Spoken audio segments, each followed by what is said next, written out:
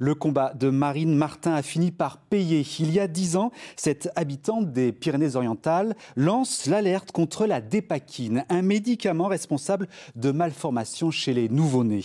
L'association de victimes qu'elle préside vient d'obtenir une victoire capitale contre Sanofi. Les explications de Marc Damon.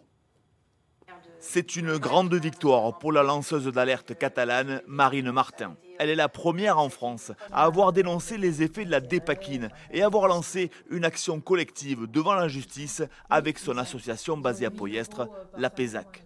Pris durant sa grossesse, cet antileptique peut provoquer des malformations et des troubles neurologiques graves. Ces deux enfants font partie des presque 7000 victimes recensées en France. Ce matin, le tribunal judiciaire de Paris a estimé que le groupe pharmaceutique Sanofi avait commis une faute en manquant à son obligation de vigilance et d'information concernant les risques de ce médicament. On a trompé, on a menti aux patientes en leur faisant croire que la dépakine était un médicament sûr chez la femme enceinte, alors que c'était extrêmement toxique. Un jugement qui pourrait représenter un tournant.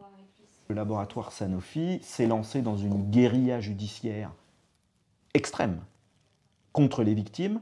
Le laboratoire refuse d'assumer sa responsabilité et est aujourd'hui dans une position insupportable où les victimes ne sont pas prises en charge et ne sont pas indemnisées par le laboratoire. Nous espérons que cette décision va modifier la stratégie du laboratoire et que le laboratoire Sanofi va assumer sa responsabilité à l'égard des victimes. Un combat de presque 11 ans pour cette habitante de Poyestre. Il devrait durer encore quelques années